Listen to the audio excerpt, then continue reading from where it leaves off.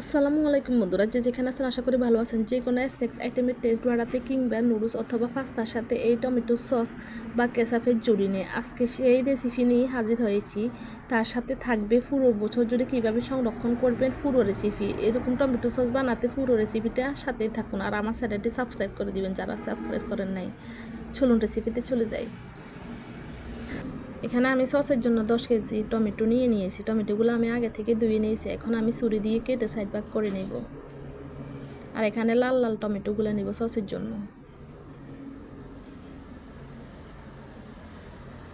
আমার কাটা হয়ে গেছে। এখন আমি একটা পাতিলে এগুলো দিয়ে দিব। এখানে এক্সট্রা কোনো পানি দিব না, টমেটো থেকে এমনি পানি বের হয়ে যাবে। আমি চুলায় বসিয়ে দিয়েছি। দেখেন, এগুলো গলা পর্যন্ত অপেক্ষা করব। টমেটোগুলো বলক চলে এসেছে। টমেটোগুলো একদম গলে গেছে। দেখেন, আমি এখন চুলা থেকে নামিয়ে এগুলো ঠান্ডা করে নেব। ঠান্ডা হওয়া পর্যন্ত অপেক্ষা করব। এখন একটা ব্লেন্ডার মেশিনে দিয়ে এটা ব্লেন্ড করে নেব।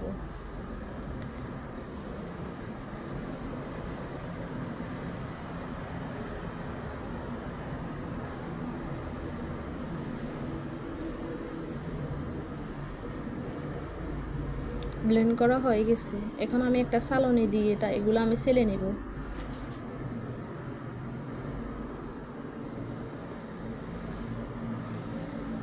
সালা হয়ে গেলে এক্সট্রা যে বিসিএস চামড়াটা আছে এটা আমি তুলে নিব। এইভাবে করে আমি সবগুলো সস ছেলে নিব। দেখেন, আমার সালা হয়ে গেছে। এখান থেকে দেখেন অনেকগুলো বিসি বের হয়েছে। এখানে আমি এখন সসগুলো পাতিলে দিয়ে দিলাম। পাতিলে দিয়ে এখানে লবণ পরিমাণ মতো চিনি দিয়ে দিলাম 1 কাপ, আর মরিচ গুঁড়া দিয়ে দিলাম 2 চা চামচ। এখানে 3 কাপ দিয়ে দিব ভিনিগার। আপনারা চাইলে এখানে ফ্রিজের ভিডিও ব্যবহার করতে পারেন, কিন্তু এটা স্বাস্থ্যসম্মত না, এই জন্য আমি এখানে এটা ব্যবহার করছি না। সব উপকরণ দেওয়া হয়ে গেলে এখন আমি টমেটো সসটা নেড়ে ছেড়ে দিব, ভালো করে মিক্স করে নেব ভালো করে। এখন চুলায় বসিয়ে দিব। আমি এটা লালকে চুলায় রান্না করতেছি, একদম আস্তে জালে রান্না করতেছি। দেখেন, এটা বলক চলে এসেছে। আস্তে জালে এটা ঘন ঘন নাড়তে হবে, তলায় যেন না লেগে যায়।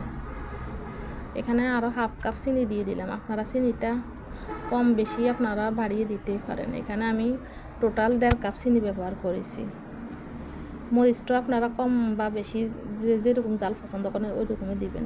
আমার টমেটো সসটা একদম ঘন হয়ে গেছে। এটা হয়ে গেছে কীভাবে বুঝবেন? আপনাদের চামচ দিয়ে এটা চেক করার জন্য দেখাচ্ছি। এভাবে 2 ভাগে ভাগ হয়ে গেলে বুঝতে পারবেন যে এটা পারফেক্টভাবে হয়ে গেছে।